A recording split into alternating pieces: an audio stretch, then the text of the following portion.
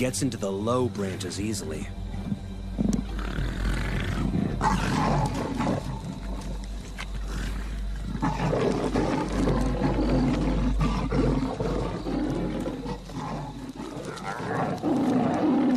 Cornered. The mother has no option but to meet her fate on the ground.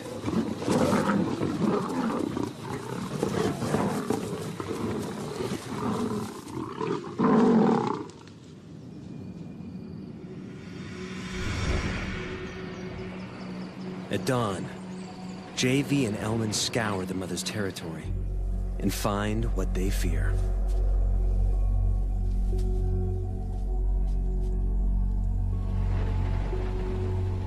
Their leopard, brutally injured, dying.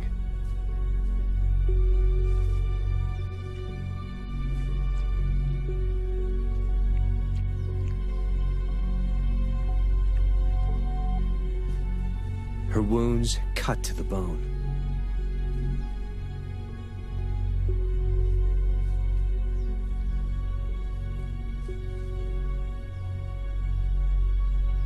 They watch as life slips from her torn body, and their window into the world of leopards closes.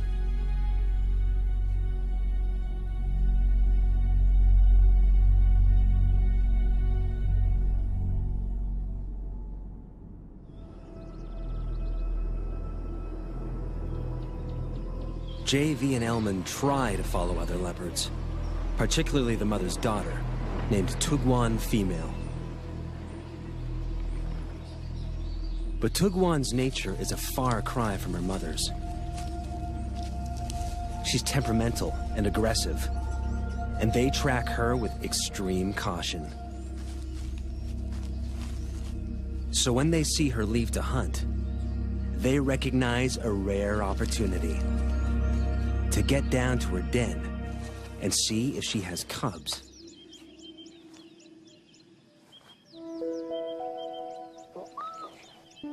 What JV finds changes his life.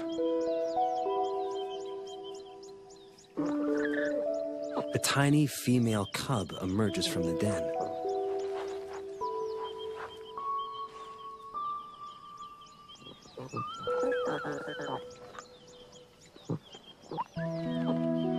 It's Manana, 10 days old.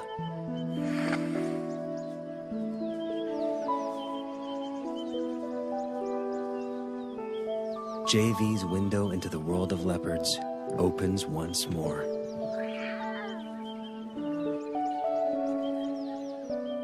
As a single parent, Tugwan must hunt, or she and the cubs will starve. So, in their first weeks of life, Manana and her brother are often left unguarded at the den.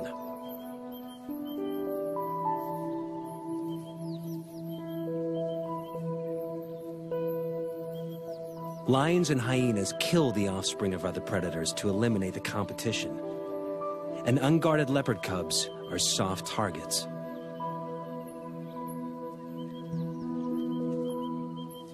But the dense bush and cavernous rocks of the Tugwan riverbed protect this den like a fortress, allowing Manana and her brother to hone their skills in relative safety.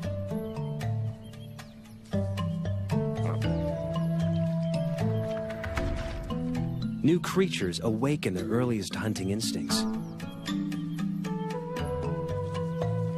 But it takes a little longer to grow into climbing.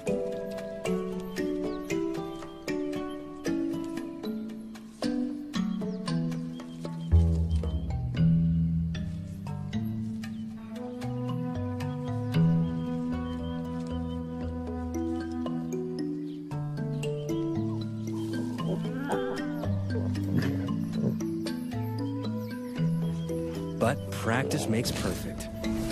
And soon the trees become their preferred playground.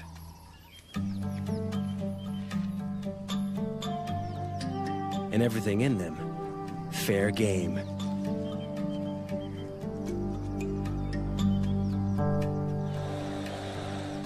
Manana soon learns that tackling prey that bites and hisses is harder than it looks.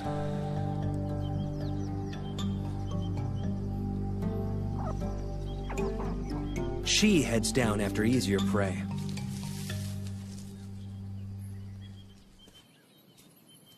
As the cubs grow, so too will the size of their prey, until at 1 year, they will be ready to catch full-grown antelope alone.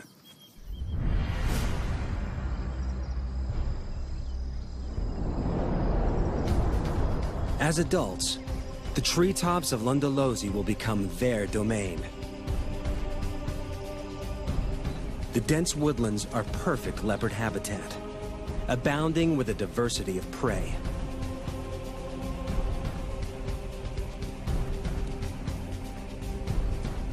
But with that prey comes other, larger predators.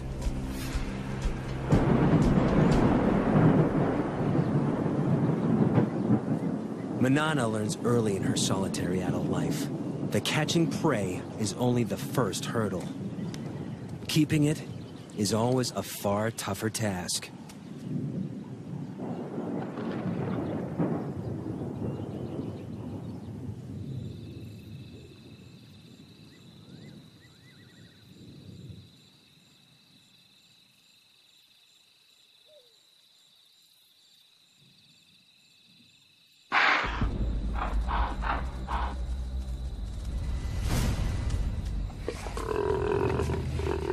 The death rattle of the impala goes up like a flag, alerting wandering hyenas to the kill.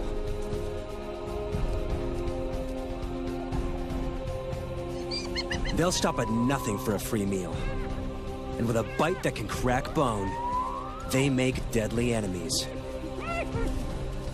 Manana is in mortal danger.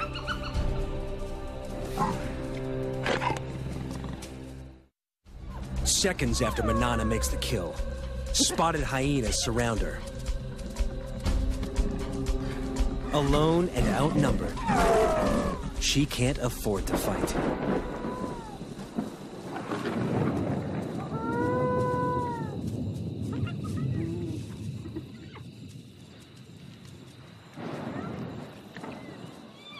The hyenas, on the other hand, can't help fighting. A strict hierarchy guts feeding. With so many mouths, underlings must be kept out by force. Soon, the feeding frenzy turns into a riot, allowing Manana to sneak in and steal back her carcass.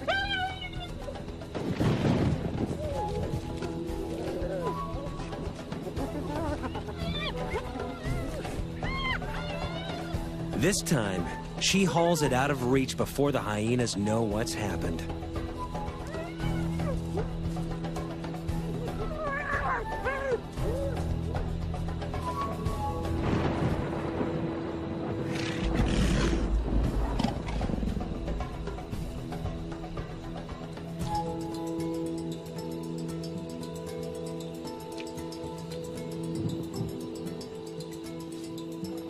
She eats her fill while she can. But hyenas are relentless.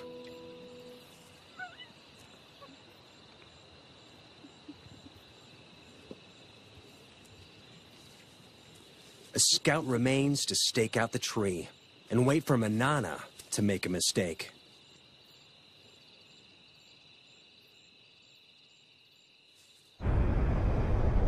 Leopards inevitably lose kills to predators. But when Manana bears her first litter, the stakes change.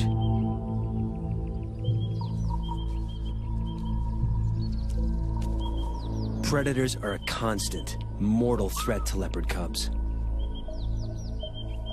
Here in the Kruger National Park, they kill 1 and 2 infants. But even at only 4 years old, Manana proves to be an excellent mother. Her den sites are all but invisible.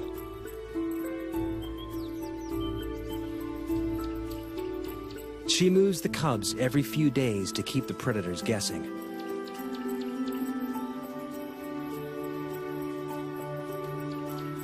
Never staying in one den long enough to build up a telltale scent trail.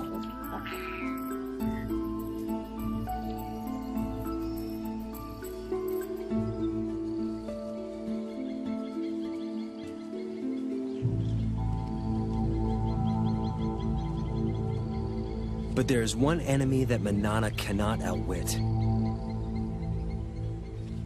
And JV knows it all too well.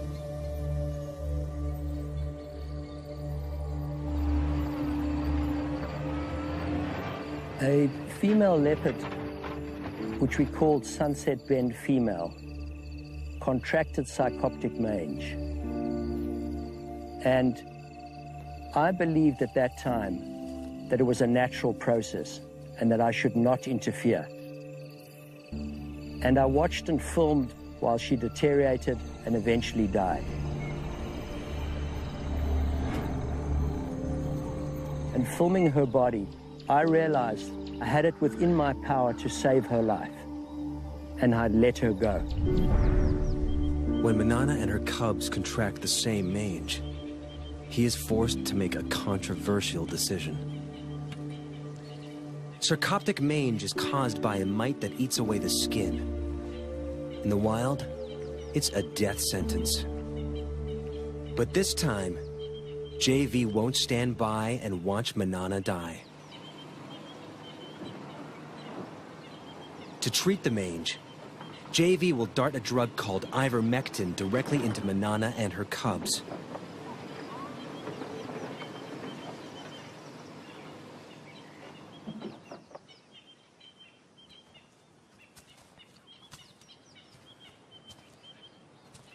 Elman tracks Manana to a dense grove of trees.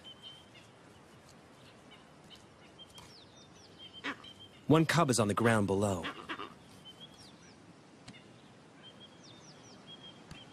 The other in the low branches. They must move fast. The darts will hurt. Manana may see it as an attack on her and the cubs, and fight back.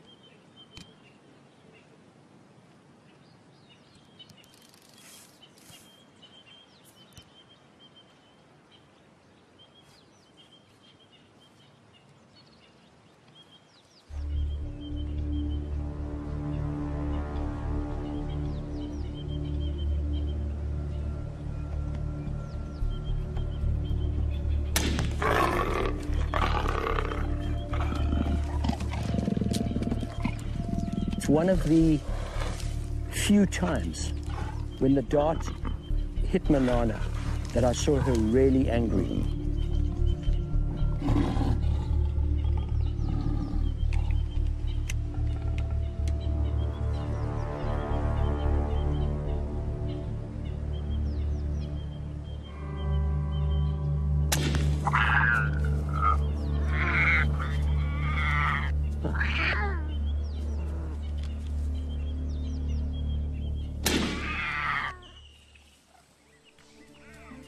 The risk is worth it. 3 weeks later, Manana and the cubs make a full recovery. JV's intervention gives Manana another 14 years of life. And her cubs survive the ordeal to become some of Lundalosi's most successful leopards. But Manana's next litter is not so lucky. A new threat terrorizes her territory. Male leopards. Territorial males kill cubs that aren't theirs so that females can bear their cubs instead. When two competing males invade Lundalosi from either side, it turns into a killing spree as they repeatedly destroy each other's offspring. After losing 2 consecutive litters, Manana makes a move to end the slaughter. She seeks out one of the males and entices him to mate.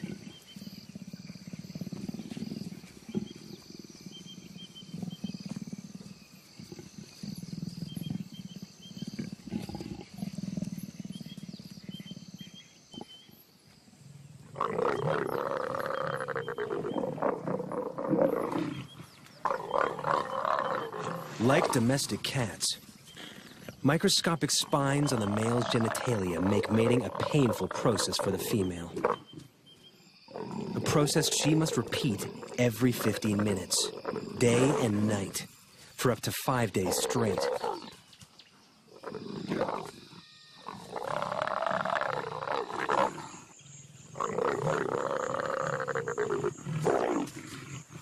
The repeated couplings force Manana's body to ovulate and help to ensure conception.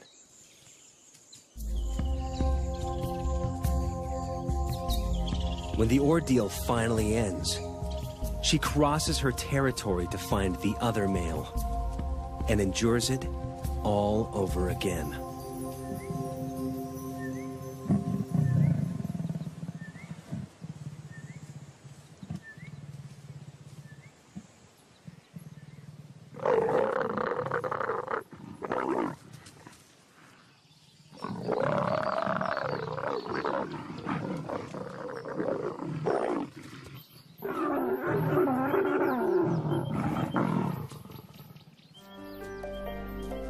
By mating with both males, Manana deceives them into thinking the resulting cubs will be theirs.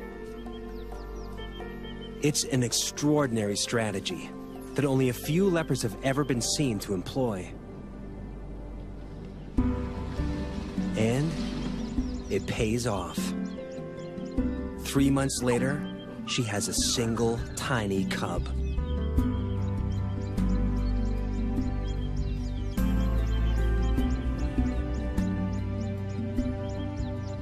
Usually, there are 2 or 3 cubs in a litter.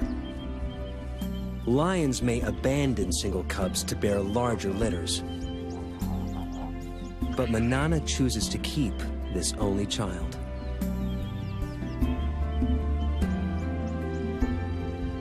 The rocky den hides many inaccessible crevices, and its perimeter is guarded by dense thorn trees. A lion or hyena will have to work hard to reach the cub. Manana leaves it safely concealed in the rocks and heads off to hunt.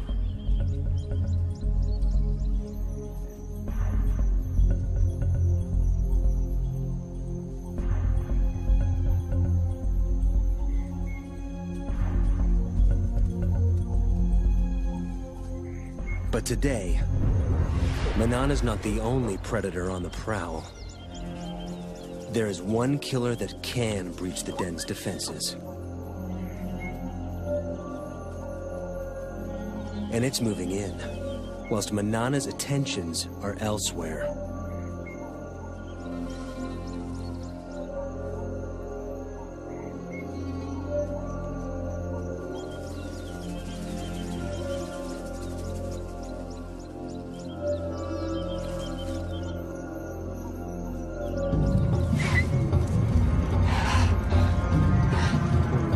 Hunt failed, Manana heads home.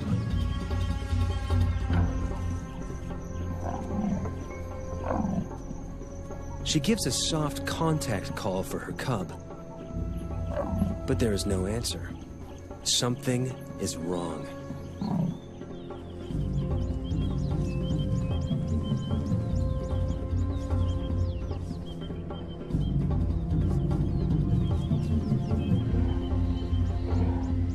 It takes only a second to recognize the killer. An African rock python, swollen with a cub-sized meal.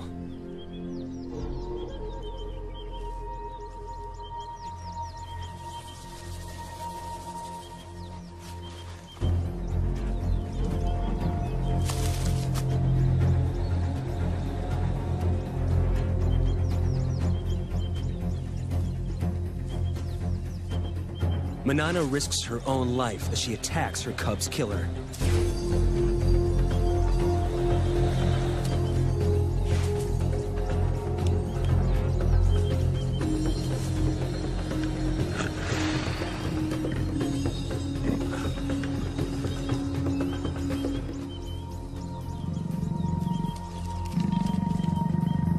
The python retreats into the thorns.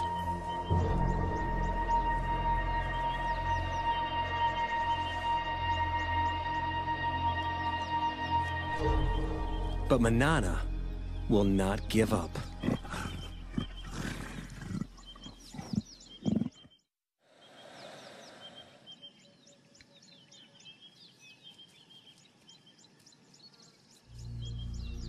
For 3 hours, she lies silently, staking out the python's cave.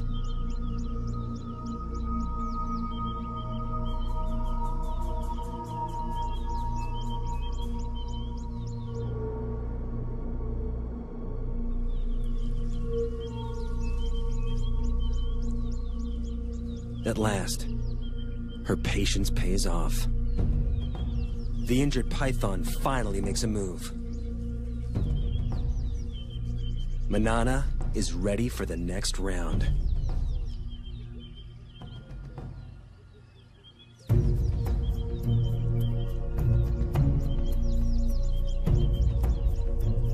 She waits until it's clear of the cave.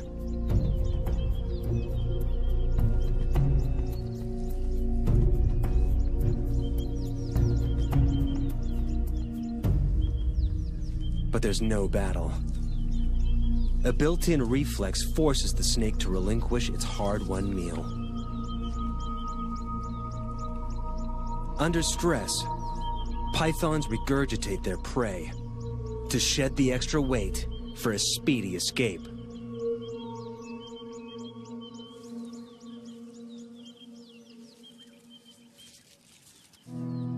But Manana has abandoned the attack.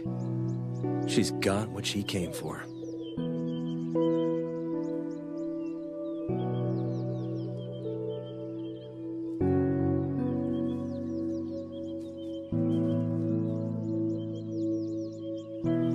After the python disgorged her cub, I thought Manana would go after that python and kill it. But there was no act of revenge.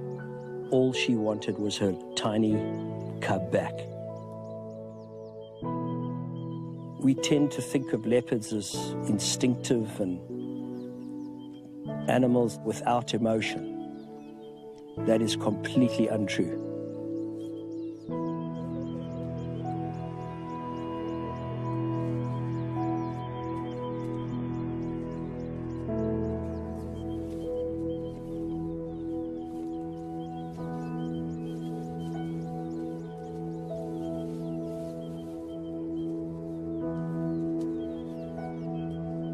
Manana carries the body away from the den and begins to consume it.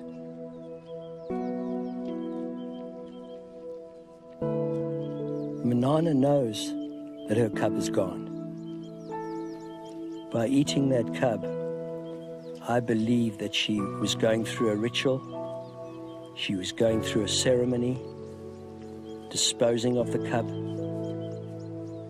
It was one of the most emotional times I ever spent with her. And then, incredibly, for 4 days, she called for a cub that she knew was already dead.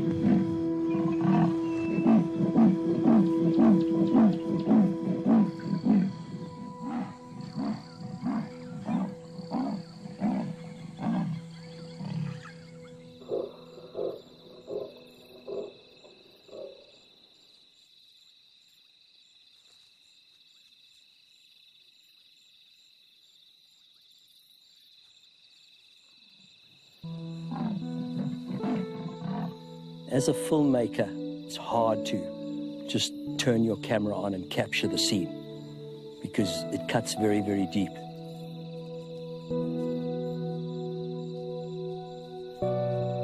Manana's grief is tangible, but losing cubs is a reality all leopard mothers must face.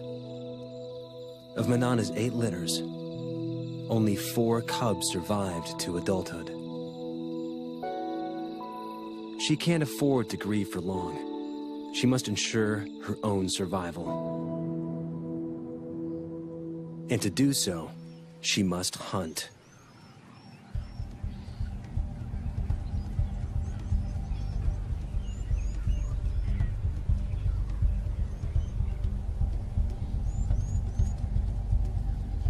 Her 15-meter vantage gives her a bird's-eye view on potential prey.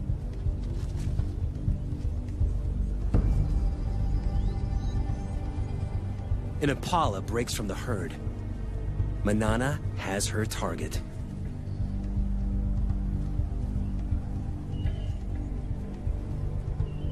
Now, it's all down to timing.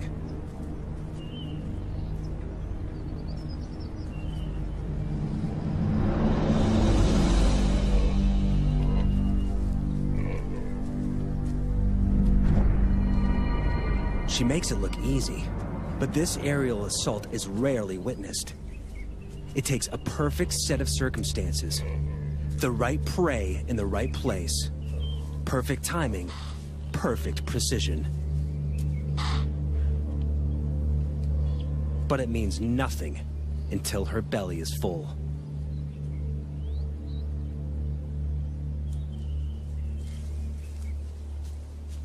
She needs to get the kill off the ground quickly. But even the trees aren't always safe.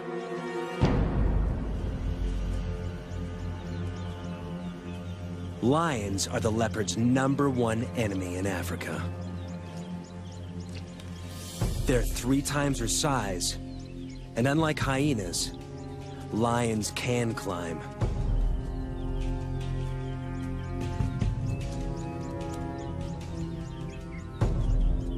Like her grandmother, it's a threat she can't escape.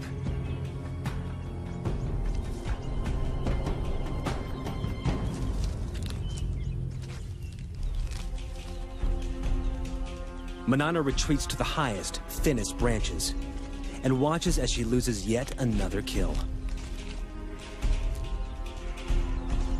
To defend it would be suicide.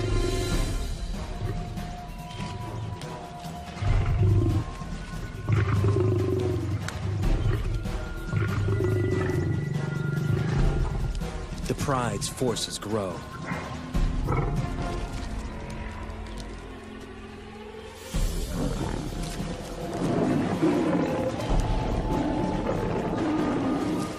But numbers are not always a strength.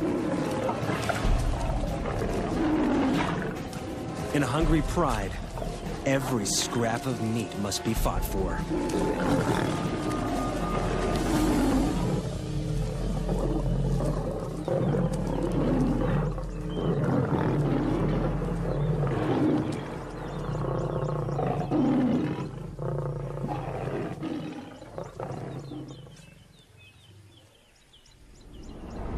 With the enemy distracted, Manana makes a swift exit.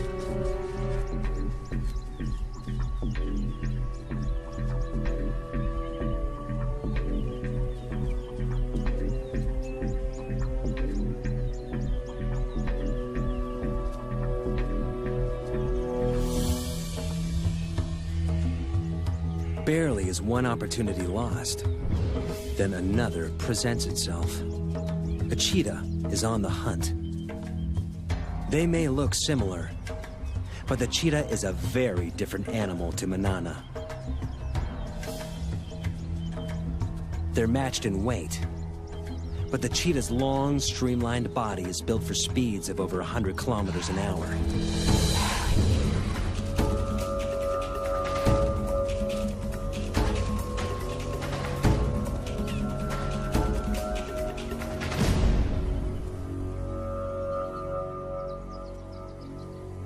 While Manana's is built for stealth and strength.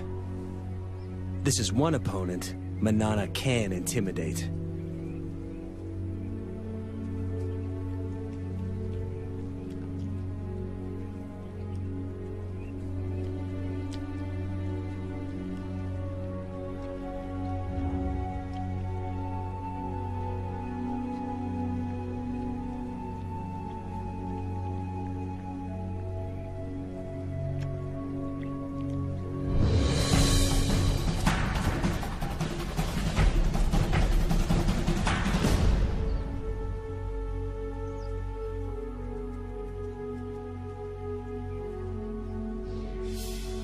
Leopards only pick fights they can win, except when it comes to territory.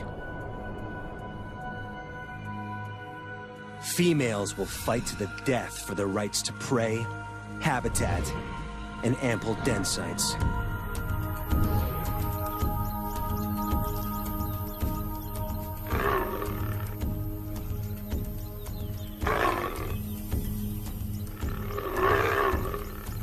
In her prime, Manana is a formidable opponent.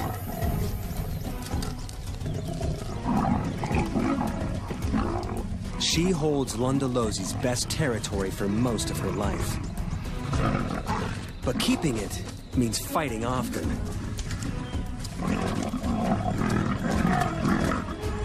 And risking severe injury.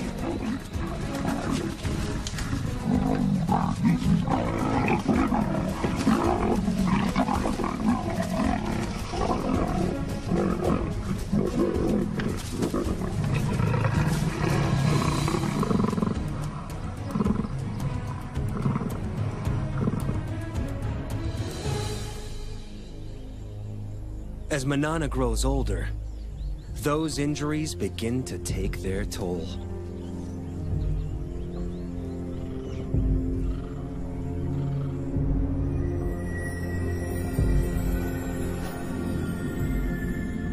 She's now an old leopard of 16.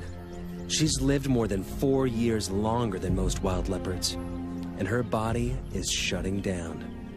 She can no longer afford to fight for territory.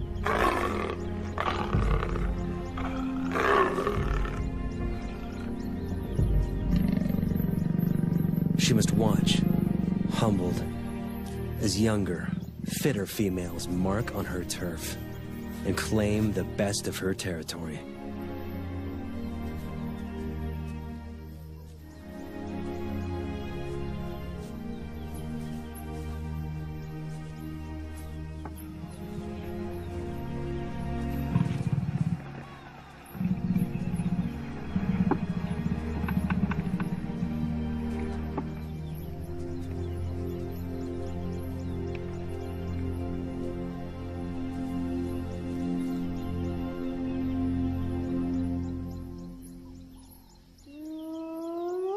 A familiar whoop gets her attention. A much-needed meal could await nearby. Scavenging from the hyenas that plagued her youth now helps to keep her alive as an old lady. As usual, they fight over who has the right to feed. It's getting tougher and tougher for her to hunt. So if she can scavenge some meat from this kill, it'll keep her going for a while. And as the meat gets separated and spread around, she may have a chance to pick up a piece of meat and jump into a tree. But while there's so many hyenas, it's very, very dangerous for her to go in now.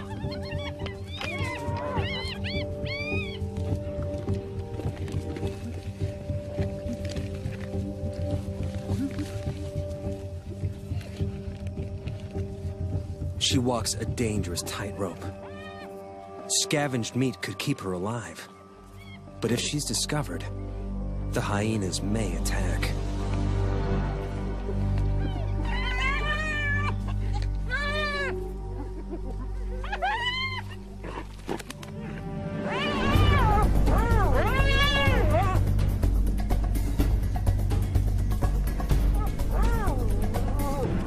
She's safe in a tree.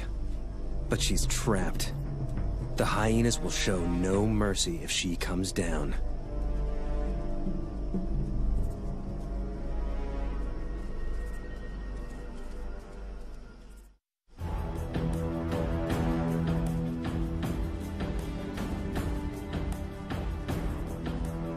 Manana waits for hours in the blazing sun.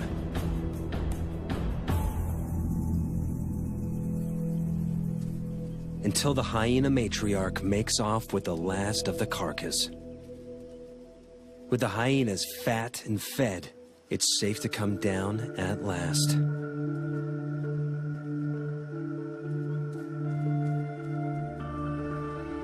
The ordeal has cost her precious energy. Energy she will struggle to replace. 6 months down the line, every day of life for Manana is one that JV doesn't expect. He heads out regularly to check up on her.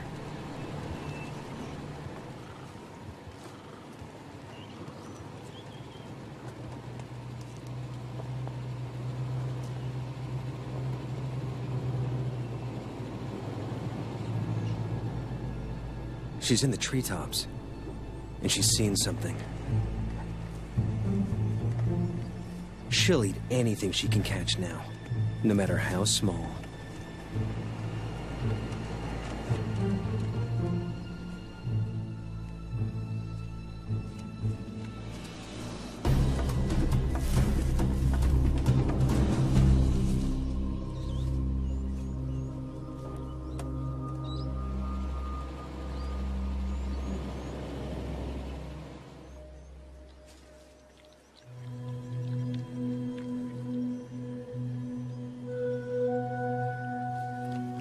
Manana used to be so fast, so strong, but now she's nearly 17. She's had to adapt to catching smaller prey. She's caught this monitor lizard, but still surviving, still using every trick to ensure her survival. She's very old. She can't have long to go.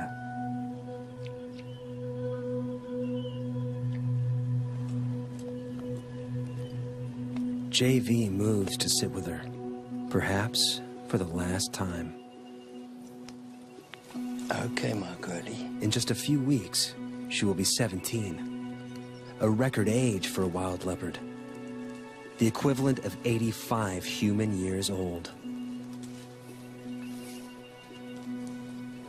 Okay, go. He chuffs to her, a sound of reassurance that she would use to calm her cubs. Okay, girl.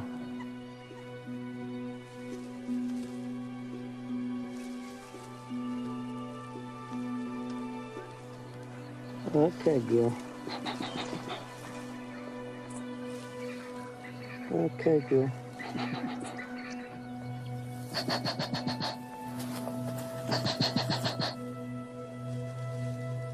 He does not fear her, nor she him.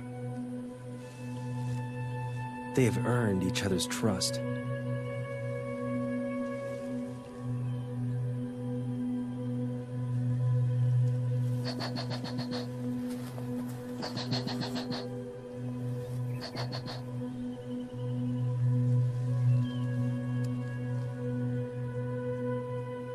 There are few people who could lie a body's length from a wild leopard. But JV knows his time with her is drawing to a close.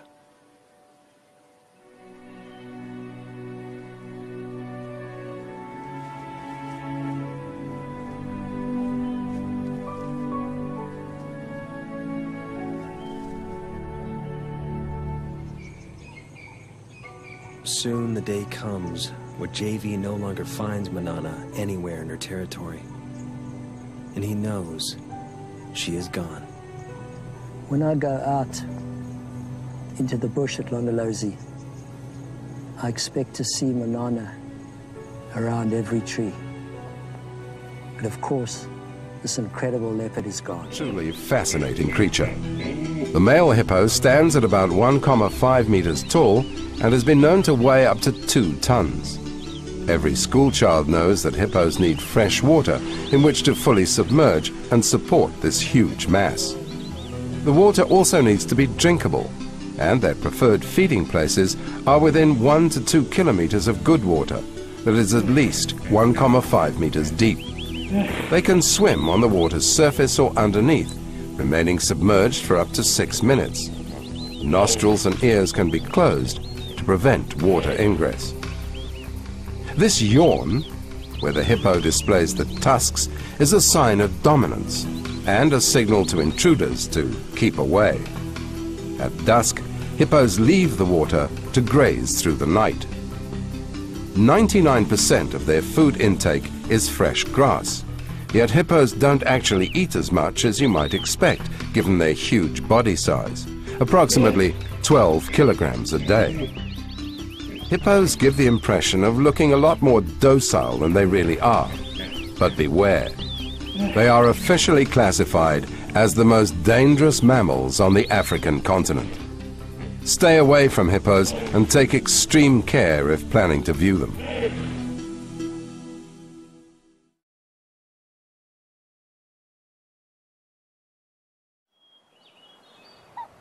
Male giraffes in the southern African lowveld stand at 5,5 meters at head height. They are larger than the females and have two felt-like horns which are thicker.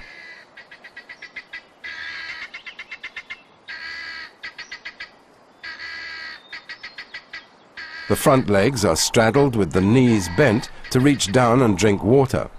In this position, the giraffe is very vulnerable. They only drink if water is available, but can survive without it. The mother stays closely protective of her calf. This mother-child bond lasts until her next calf is born, and the maturing calf has learnt the life skills needed to survive. Young giraffe are regularly killed by lions. Only about half survive their first year. These giraffe are feeding on protein-rich leaves and shoots at the top of acacia trees in the Kruger National Park, the most important source of food for giraffes. Twigs and branches are pulled into the mouth by the giraffe's long tongue. Small twigs are chewed and swallowed, including the thorns. They also eat the flowers and pods of certain trees. All is washed down with large quantities of digestive saliva. Notice that they soon move on from one tree to the next. This is because the acacia tree has a natural built-in defense mechanism. When eaten, the tree exudes a bitter chemical substance, tetanine, noxious to giraffes. So they have to be quick to avoid the bitter substance contaminating their food.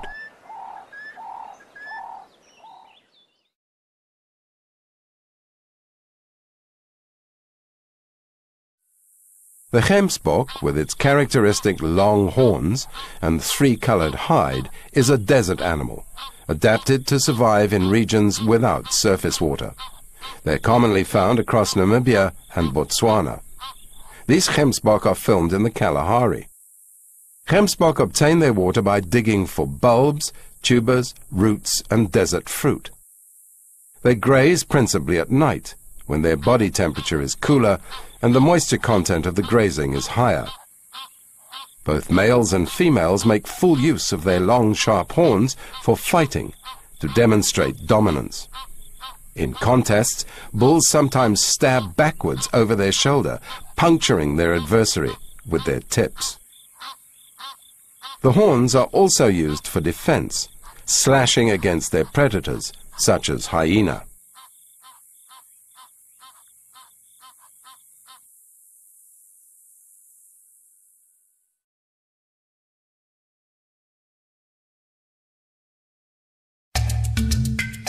Long-legged and slim, these cats are built for speed.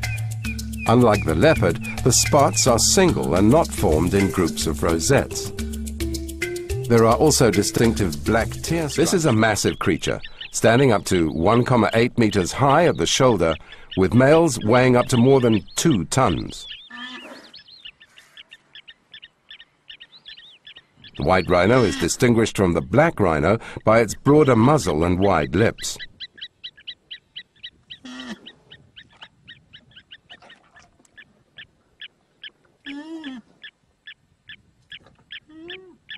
Here is a female with her calf typically at her foot. Cows are ferociously protective of their young and will charge to protect them. The mature bulls tend to be solitary and territorial, marking out their territory with their feces. When meeting submissive neighbors at their boundaries, they rub horns amicably. Fights usually occur over territorial disputes and females. Rhinos have developed an extraordinary thick skin to provide protection from lethal horn sparring.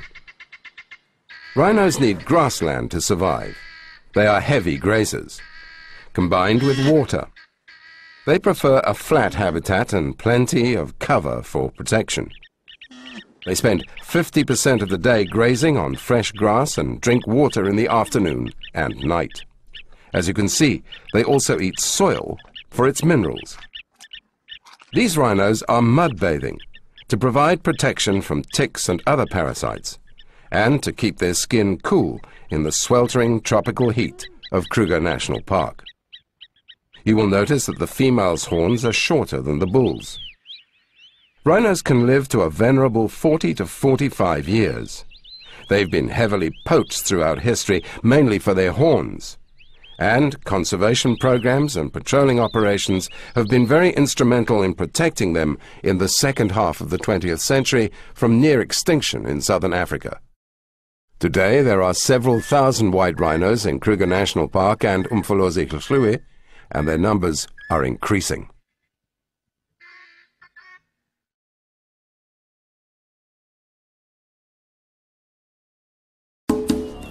The other cat of the big five, the leopard's distinguishing black spots, are grouped in clusters of rosettes, unlike the cheetah's jewel spots. Adaptable and resilient, leopards are able to survive in a wide range of varying habitats and live right across South Africa, even not far from urban areas and in and around farmland, as well as arid zones. This leopard, filmed in the Kruger National Park, has taken its prey high into a marula tree to eat it without being harassed by scavengers. They eat and hunt anything, from small rodents to larger antelope, reptiles, fish, primates and birds, depending on the habitat. Interestingly for a cat, they also eat fruit. They hunt principally at night, but during daytime too, especially